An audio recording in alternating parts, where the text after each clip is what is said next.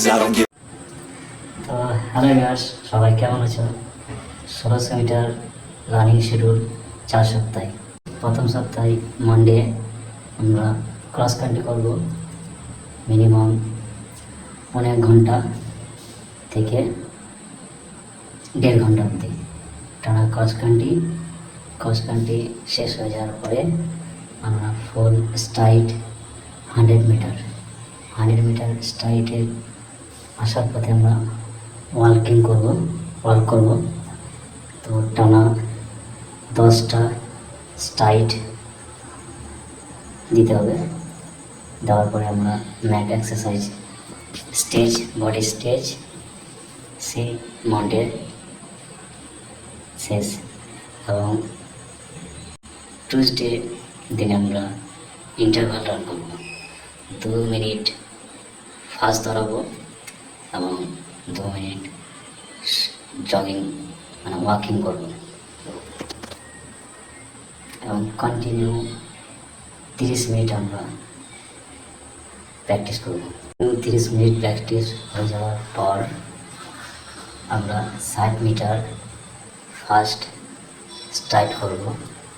Start হয়ে যাওয়ার পর আমরা কন্ডিশনিং স্ট্রেচিং ম্যাট এক্সারসাইজ করার মধ্যে সেই দিনটা আমাদের কমপ্লিট।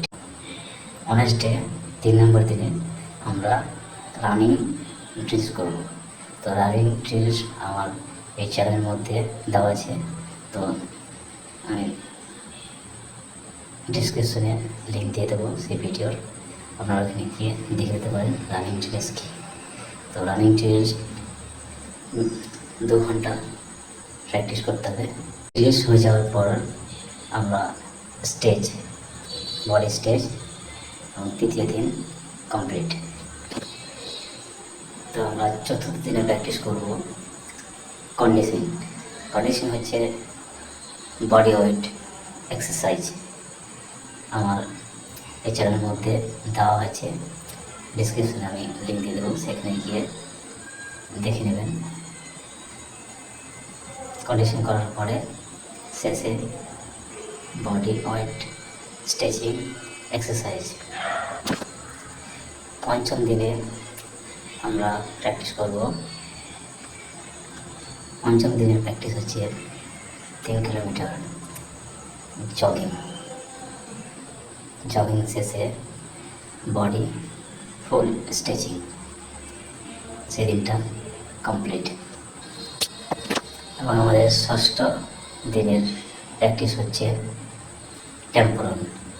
আমরা যে দৌড়াবো তার গতিবেগ থাকবে 70 থেকে 80। তো আমরা 5 কিমি টেম্পোরাল করব। মিনিমাম একটা গতি থাকবে 70 থেকে 80। টেম্পোরাল শেষ হওয়ার পরে আমরা 100 মিটার ফুল স্পিড মিনিমাম 10টা সেট মারব। সেট মেরে সেম ম্যাটে yoga stretching, body weight stretching. তো আমাদের 6ষ্ঠ দিন আমাদের কমপ্লিট। এবং আমাদের 7ম দিন যে প্র্যাকটিস হচ্ছে 2 কিলোমিটার জগিং এবং ফুল বডি স্ট্রেচিং মাসাজ। মাঝে সঙ্গে যদি বডি পেন করে তো গরম জল লবণ দিয়ে উষুম গরম জল এবং ঠান্ডা জল এবং গরম জল দেবেন এবং ঠান্ডা জল এবং গরম জল দিয়ে সেই দিনটা পুরোটাই রেস্ট।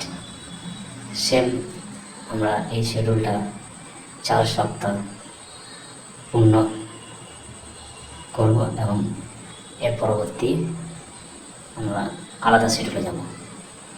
তো হ্যালো ভিউয়ার্স, মানুষের মধ্যে ভিডিওটি শেয়ার করে দিন এবং কমেন্ট করেন কেমন লাগলো ভিডিওটি।